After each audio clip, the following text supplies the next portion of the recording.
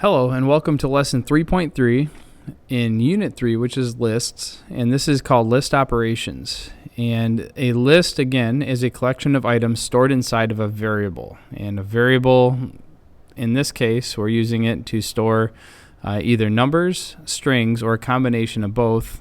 And just a reminder that all items inside the list should be related in some way. You don't have any restrictions on what needs to be in there, but you have to have it. It's a good suggestion to have the material that you're storing in the list that make sure that it's related to whatever you're calling the list.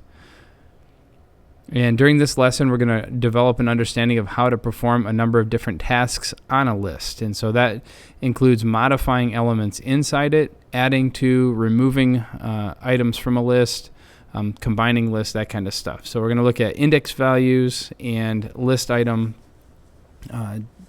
whatever the data is inside of each of those locations inside the list. So the very first thing we want to do is create our Python file. And again, just like before, we have our lists, unit 3 here, list and tuples. I have a couple here that I've already created. 3.1 and 3.2. This one is going to be called 3.3 list operations, and I hit save, and I have my file someplace.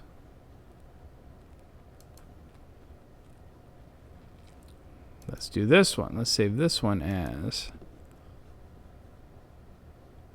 there we are, list operations, save, replace. Cool.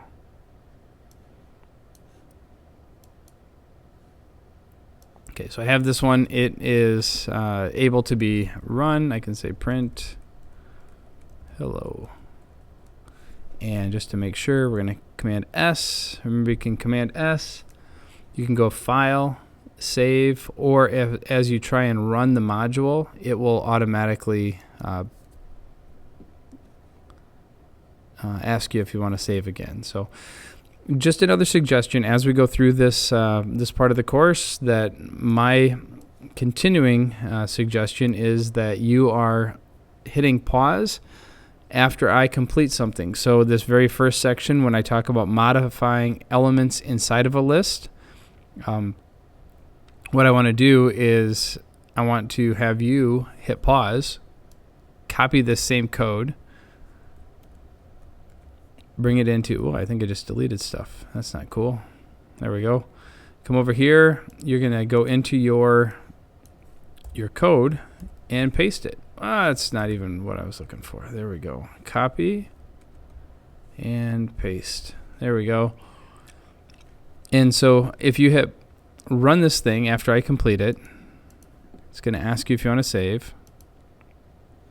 And now it's going to print out, instead of having Border Collie, Australian Cattle Dog, and Labrador. So when I run this example and I can see what it looks like over here, my suggestion is that you go hit the pause button, go into Python, do the exact same thing. Make sure that your code is working like mine does. That way it will help you understand how these lists are being modified and edited and changed. So this first one, what it's doing is it is looking at an existing list of 3 dogs. Remember, when we create a list, we want to pluralize. We want to make the variable plural. That way, if it just said dog, I would expect one item to be inside this variable. But because I say dogs, I expect there to be more than one item in this variable. And if there's more than one item in a variable, that means that it is a list. The dogs in the 0 location, remember, all lists start with a 0. And so 0 is the first item, 1 is the second item, 2 is the third item, and so on. And when you are creating your list, just remember that if you're looking specifically for the very first item inside the list, that you're using an index value of 0 to access that one. So in this case, we are telling this variable, dogs, at the 0 location, the very first item in the list, we want to change it to Australian Shepherd. and then it's going to print out that list again. Now if I come in here, and instead of having Australian Shepherd, I want to have Bob Jones. Jobs? No, there's Bob Jones. Save. Now when I run it this time, instead of having Australian Shepherd there, it's going to say Bob Jones, Australian Cattle Dog, Labrador Retriever, and so on. I could take the string out and put 34. Save. Run. And now that the very first item, because I changed that first initial item in there to a number instead of a string, now it is going to have 34 and then Australian Cattle Dog. And 34 doesn't make any sense in a list about dogs, but that's what we have. So like I said before, I would go out to Python, hit pause on the video, go out to Python, and run through a couple of changes here and make sure that your code is working like mine does. So the next project on here, we're going to, I'm going to triple quote this out. That way I have that is commented out and it does not run when the code is run. So the next thing we're looking at is how to find an element inside of a list. And we have our same code here, same list of dogs. And this one is going to print the dogs of the index, and we have to put a specific string or whatever we're looking for inside of that list. It has to match exactly. So I'll show you a couple examples here of the value error that you'll get if you try something that is not in the list. So if I copy this, back over here, I'm going to paste it. And if I print this one, what this is doing is this is looking for the index location 0, 1, or 2 of the string item that is Australian Cattle Dog. So if I save this and I run, it should tell us that it is in value 1 or item index location 1, and it does. It says 1 right there. If I try and do, I think their example, if I look down there really quick, yep, poodle. There is no poodle in the list, so what we're going to do is get a red error on this side. It says value error, poodle is not in the list, which means that there is no poodle in the list, of course, that there's only 3 items.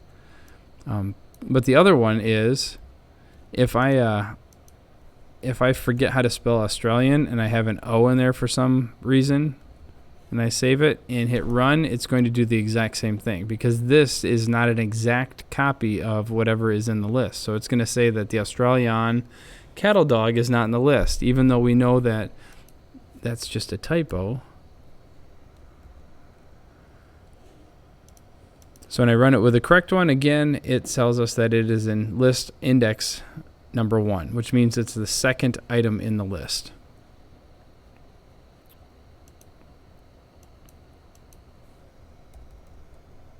Okay, we're going to come down here and we're going to do the next one. We have to test whether an item is in a list or not. And so we're going to run this one. This is going to use the in. So it's looking for this in dogs. And it's looking for the word poodle in dogs. So it's looking at it. When we get into some of the other ones, it tells you here the if-else statements. When we do that, I think that's next after lists.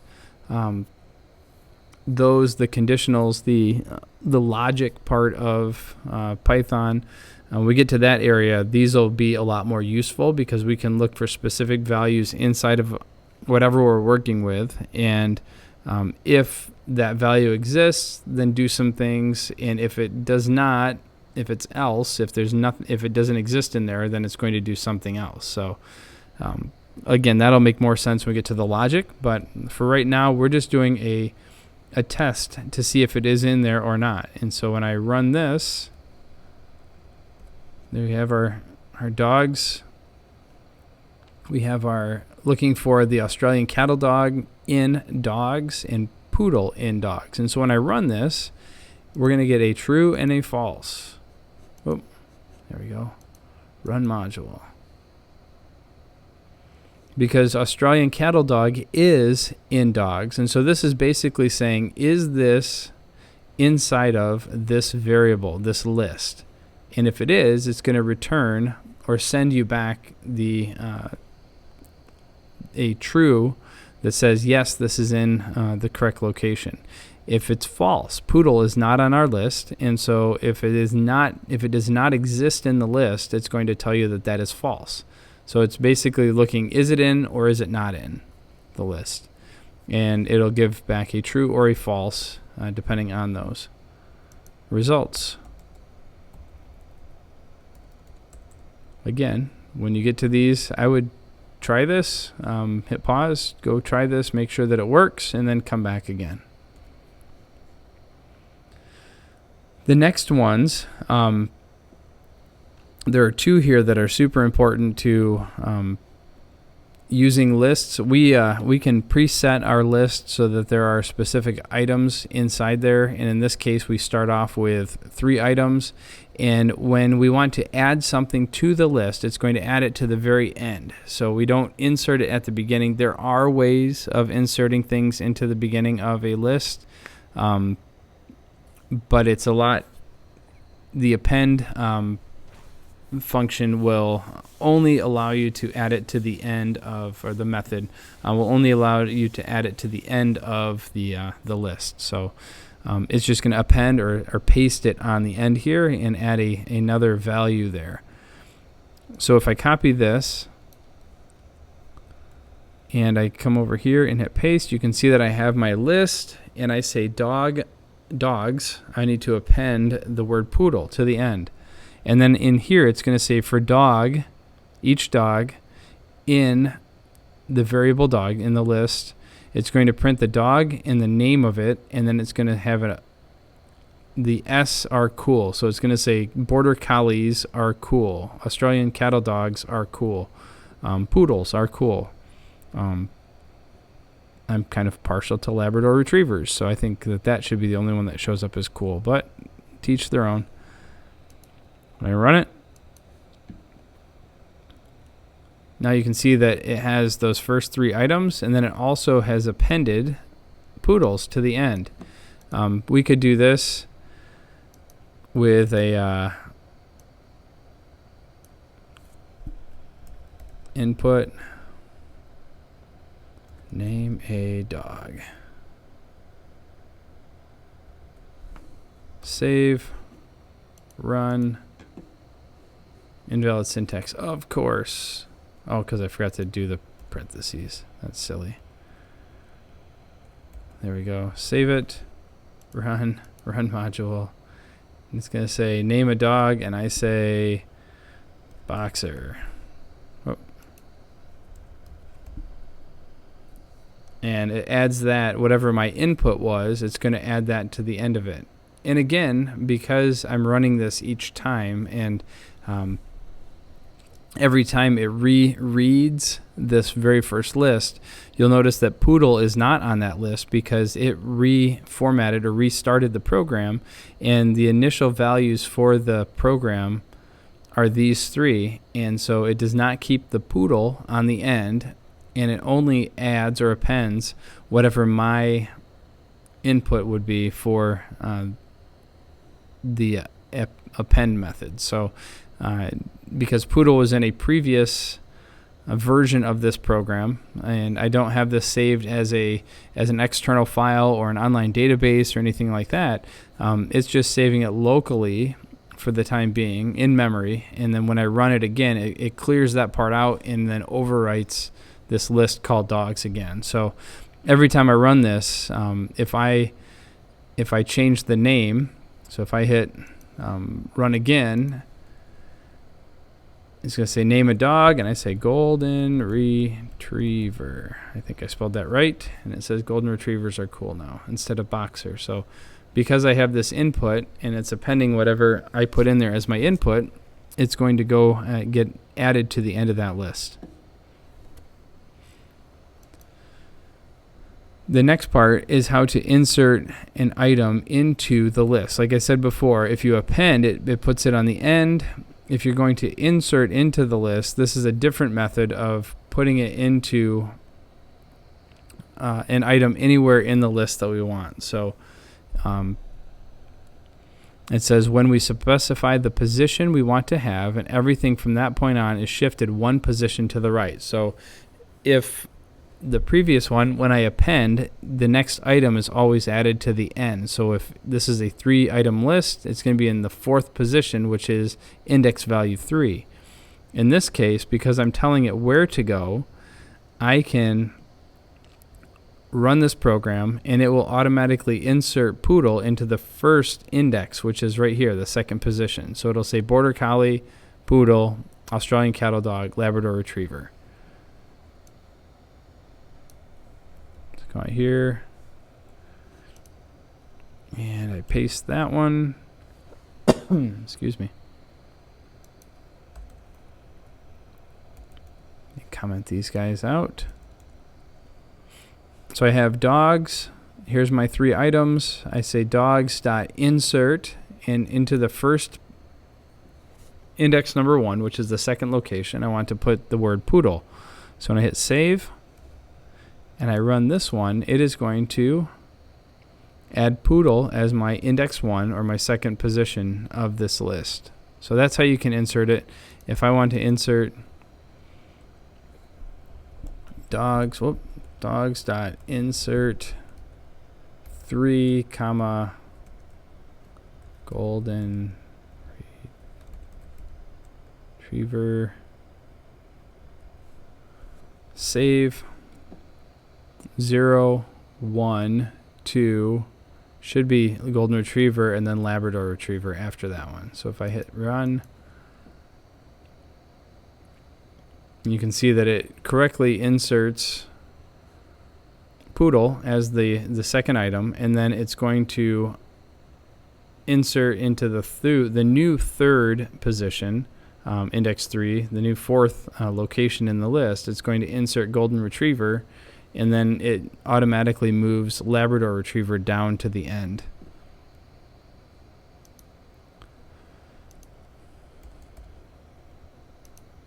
So these examples that we're running through here, I would highly suggest that at some point here, let me kick that little thing out there, that you come through and say inserting items into the list.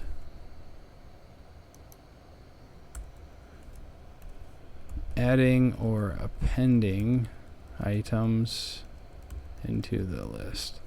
And that way, when you need to look up for some of the projects, the practice problems at the end, you can look up through those, through your code up here, and you can see, oh, I need to insert an item into the list. Okay, I'm going to copy this code or use this as my example when I do the practice problem. So these titles or headlines on the document could be used and should be used as your comment area to explain what's going on with this code.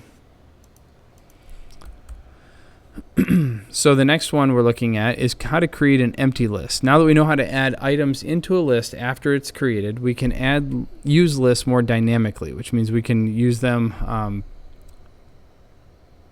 as needed. We can modify them, create them, and we don't have to define things prior to its use. So we can use the ability to have user input or pre-write our code. Also with files, we can read files, and we'll look at that later on about how to read a file and then take that file and bring all the data into the list or into an array or something that gives us the ability to work with that data and search it and find specific items inside the list. So you can see here it said it works when creating an interactive website, The user list might start out empty, but as people register for the site, the list will grow. And so this is going to be a simplified approach of how the websites actually work, but it's a real task. It's a real thing that you can do.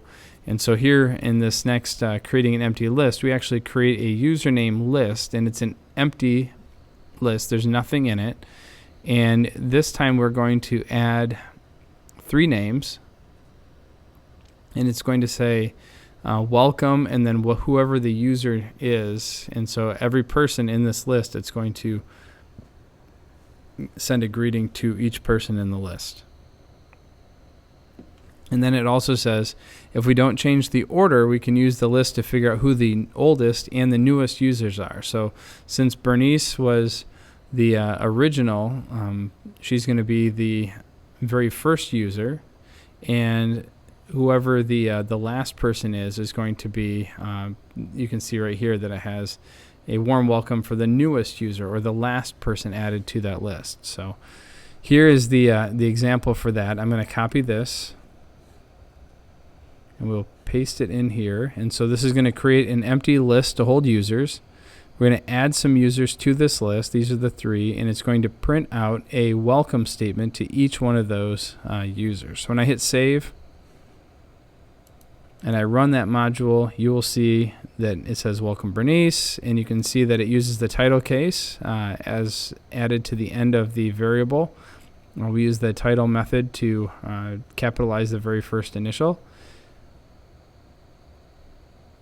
Okay, and then just as an example here, you can see I could also do print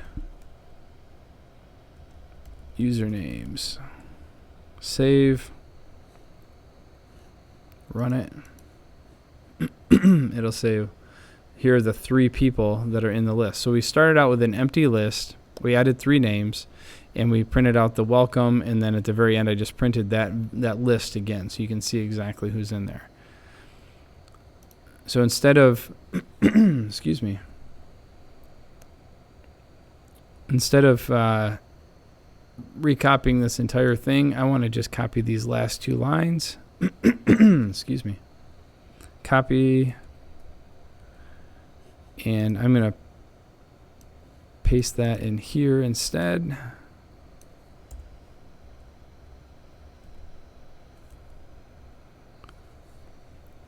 So when I save this and I hit run, it should go through and say, thank you for being our very first customer. Warm welcome to our newest user, Aaron. Why did it do that? Because it did it 3 times, because there are 3 users in there, and it's going to print these things out 3 times. I probably should have just copied my code.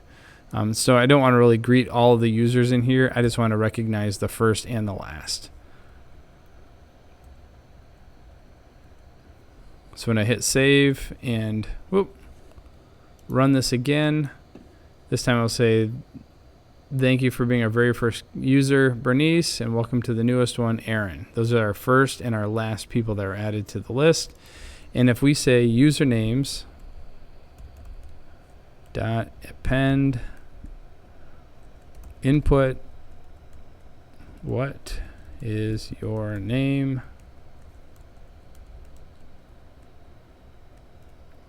Now, when I run this program, it's going to run it. It's going to say, what is your name? Bob. It's going to say, thank you for being our very first user, Bernice, and a warm welcome to our newest user, Bob, because I was the last name, or whatever I type in here, it was the last name that is being added to the list, and so that makes me, or my name that I added here, the very last person and the newest user in this case. So it's the -1. It's the last item in the list.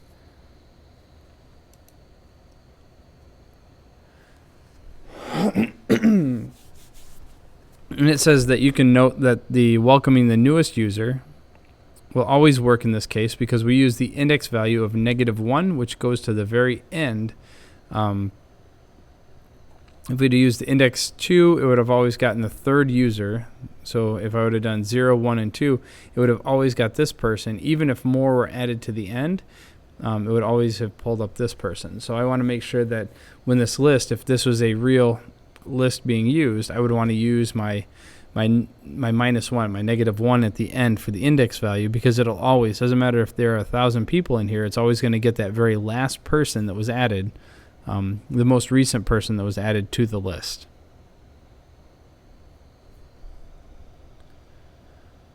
The next section, let's do this one.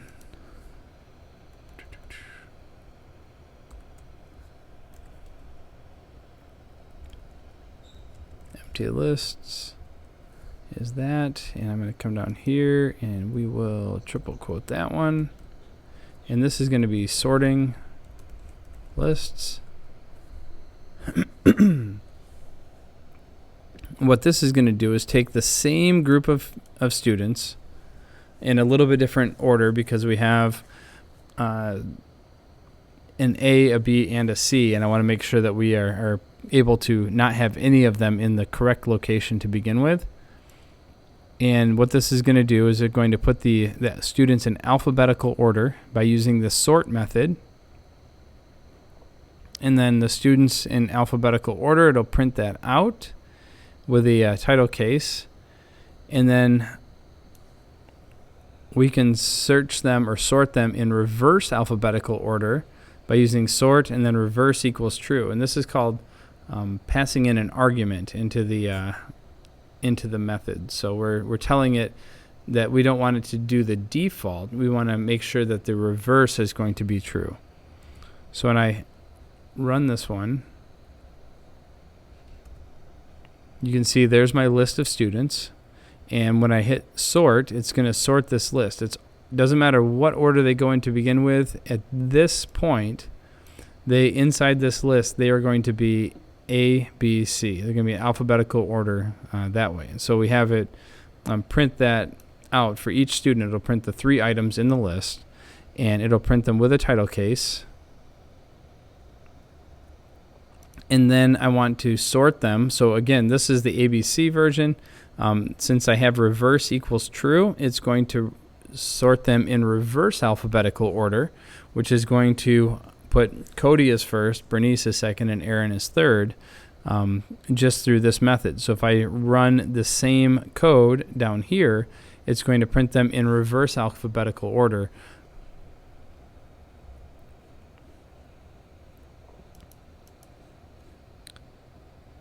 You can see our students currently out alphabetical order are Aaron, Bernice, and Cody.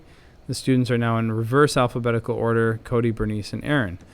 So just to show you what this looks like, because I want to make sure that we understand this. This is going to display the list in its current order, and it's going to say this, our students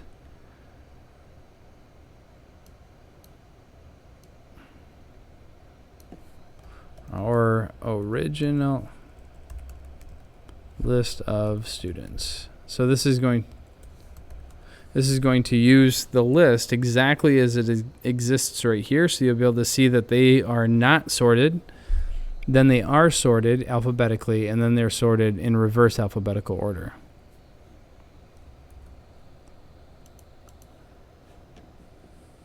So you can see there is the very first one. There is the second list after they've been sorted alphabetically, and this is reverse alphabetically.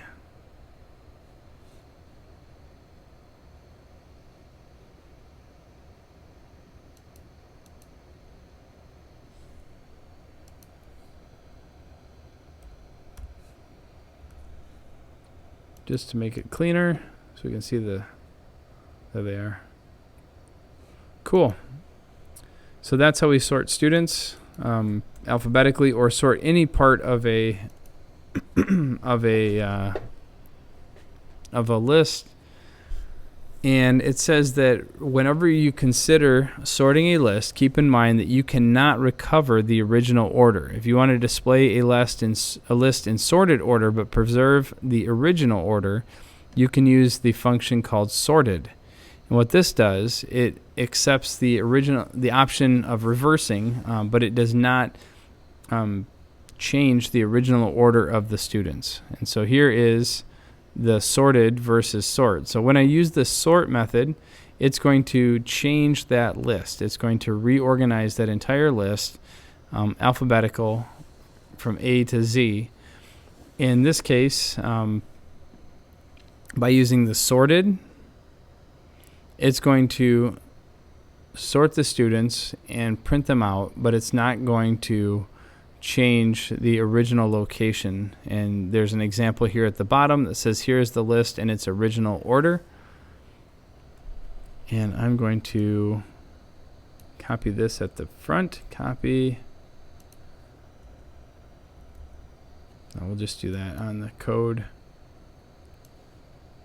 So there's, whoop, too much. I'm going to copy this one, and I'm going to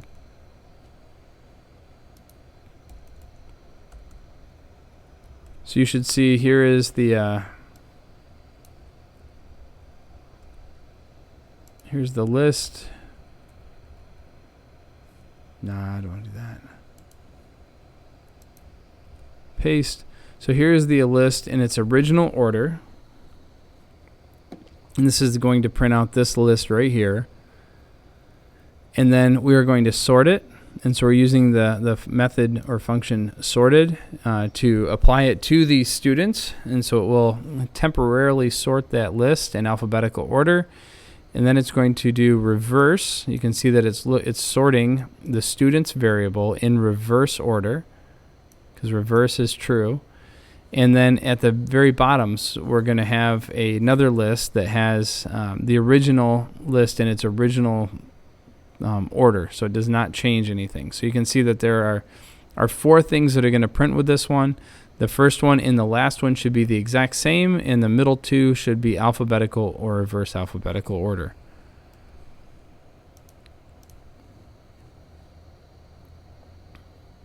So we have Bernice, Aaron, and Cody.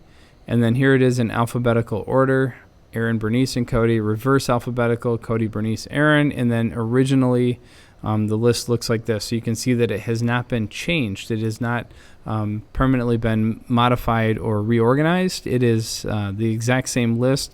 So in this case, we would still be able to see who the oldest user was in the website example from above.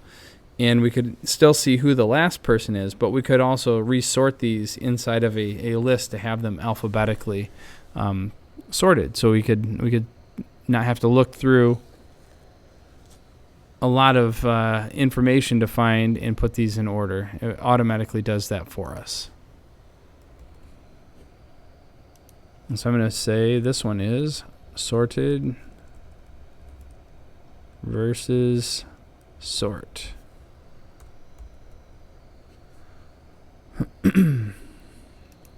So a lot of stuff about lists in this one. We're almost there. We have a little bit more. We can reverse a list, and we have a couple of cases where we would need to do that. And if the original order, we want to have it go backwards, we can have it completely reverse, and then it's going to print out them in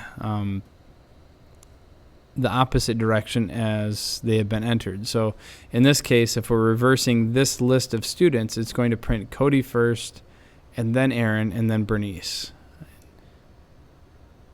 And so this is our 4th ordering of the list that we have here. Reverse is going to give us the example completely opposite of what they've been entered. So the last person entered in this case will be the first on the list.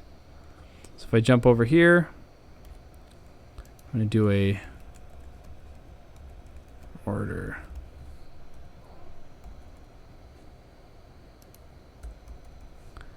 And when I hit save, whoops, I didn't want to do that because that makes it so I can't see the code. There we go, save and run.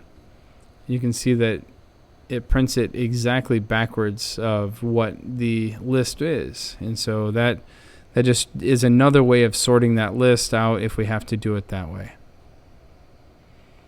So now I can do my commenting, and then we have one more thing here, working with numbers, looking at the length of the list and how to sort numerical lists. And so we can sort them, if there are numbers in a list, we can sort them in numerical order. It uses the same methods in there. Sort is going to change that list, so it is destroying the original order and creating a new order based on the numerical order of the list. And then if we use the sorted method, it's going to preserve the original order, but it's still going to return those as a sorted list. And we can also use the reverse. So we can do the sorting, we can do reverse sorting, so it's be the biggest number first and the smallest number last. We can use that sorted method, and we can also do the reverse. That's going to take this exact same list and flip it around, so it'd be 2 4 3 1 instead of 1 3 4 2. So the same methods we've already used, the same sorting features we've already used, but this is just sorting in the numerical or the number list. So if I say, get my fingers on the right keys, sorting a numerical list, and I hit save, and you can see that these are numbers. I hit run, and so you can see that it has it 1 2 3 4. The second one is putting them in reverse order, 4 3 2 1. The next one is going to use the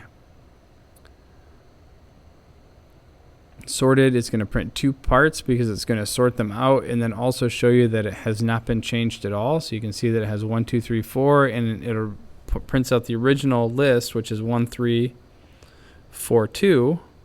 And then the last one is going to use the reverse order. So it's going to take that entire list and flip it around and do it backwards. So this one, sorting the numerical list, that's another thing we can do here.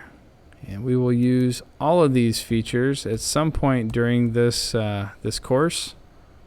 And so it's very nice to have these available, these help files available for you when you want to get into those parts of the class. The last little bit here is going to be looking at the length of a list. And so what we're doing is looking for a count, a total count of the items in that list.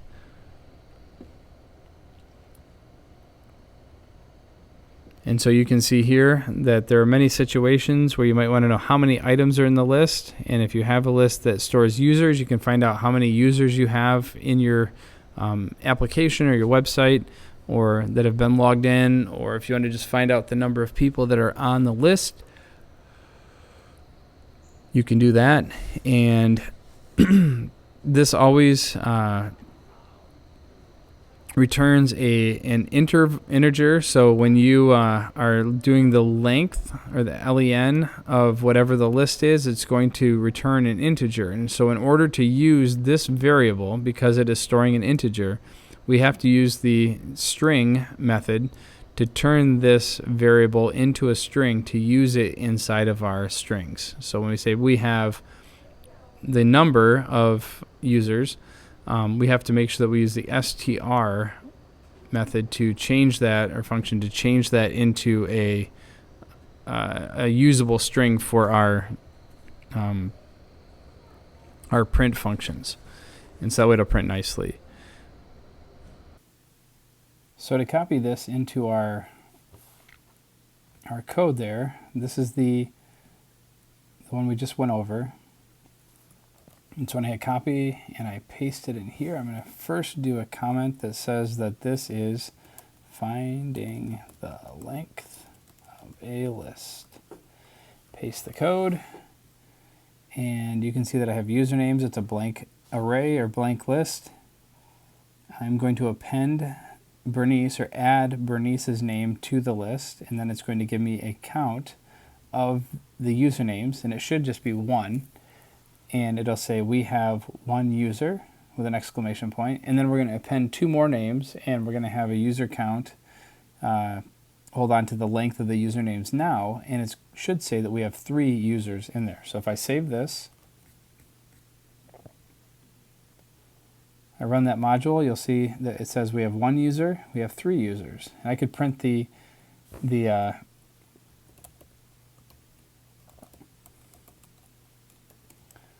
save. I just added that print username so that way I can see that there's just 1. And then I could do the same thing at the end of this one.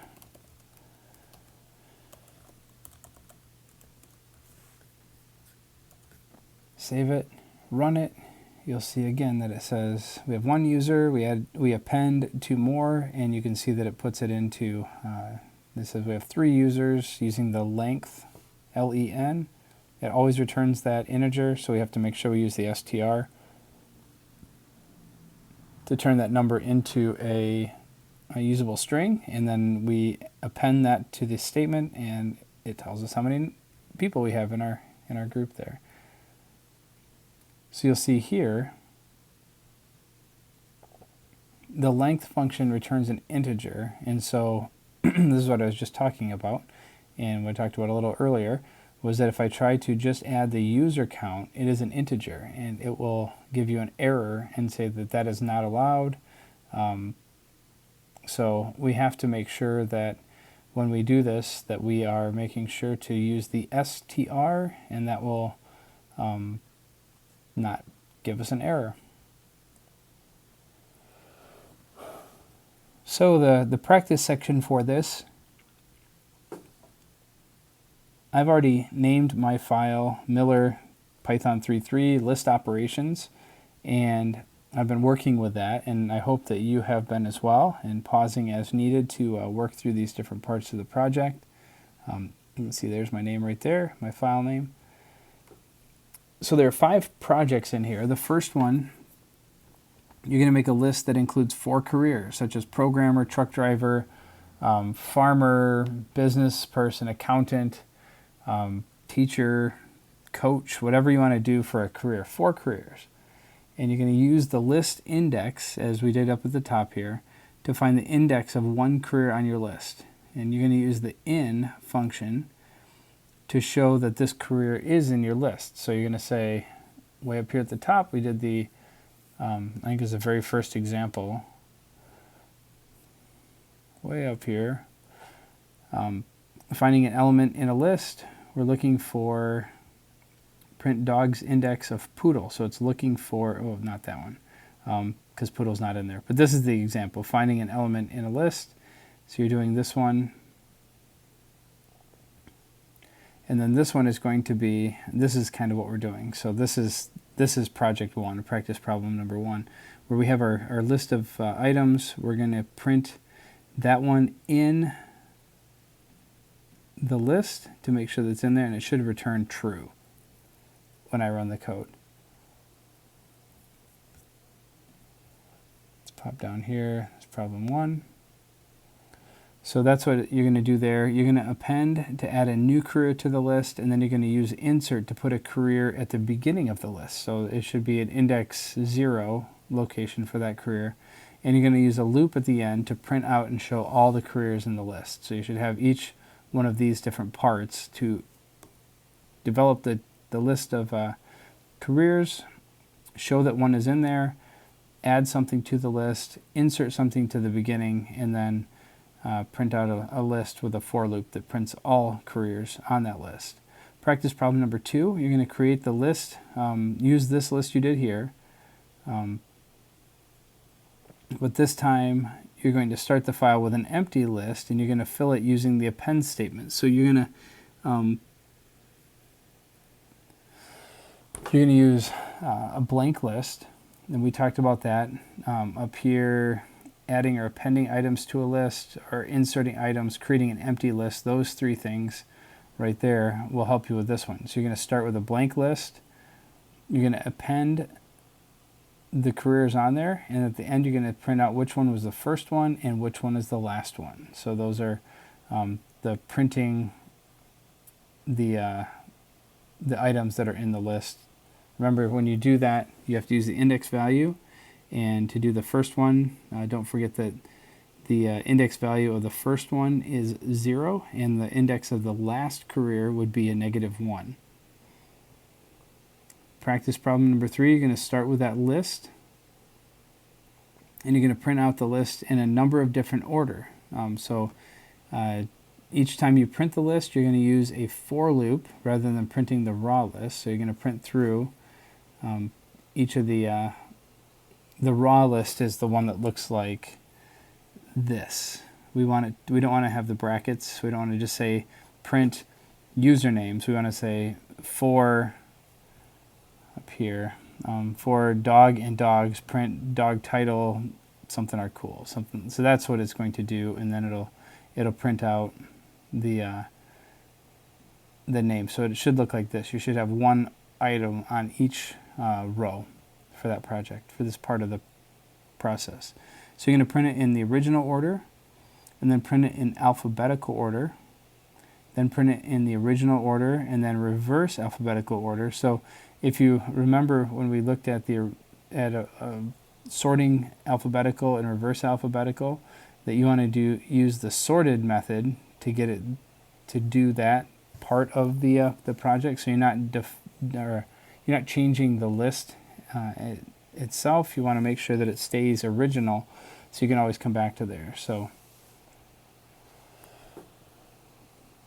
using the sorted, and then after that, then you're going to permanently sort it in alphabetical order and print it out. So the first bunch here, you're going to use sorted, and then the last two, you're going to sort the list. And when you sort it, it's kind of like shuffling a deck of cards, and you resort it back into the original. You can't get it to that shuffled state ever again.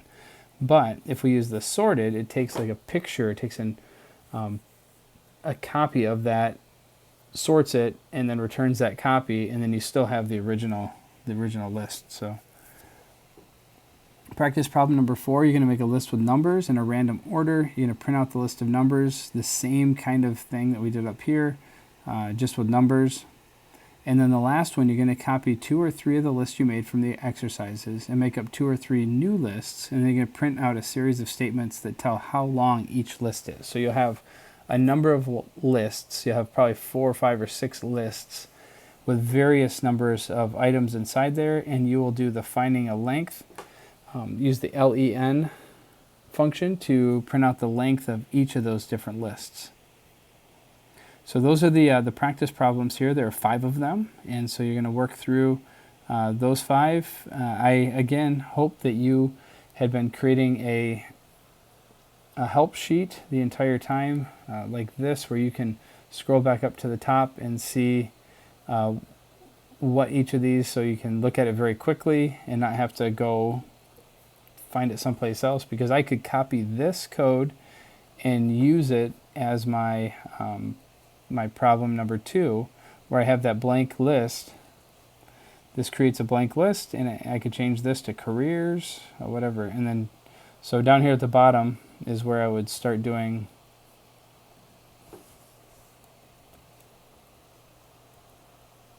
let's see. So there's my all the practice stuff that we did during the lesson, and then I could say practice problem number 1. I guess I can't do the number sign, but I can do it here. That makes a comment, and then I can start doing my coding for practice problem number 1 right there. So as you go through this, if you have any questions, please let me know, and I can help you find an answer, and I can answer questions that you do have regarding this information. But make sure that you're practicing learning this code and understanding it, and if you have difficulty on some section, try doing that section again from scratch. And if you still have problems, let me know. I am more than happy to help you figure it out.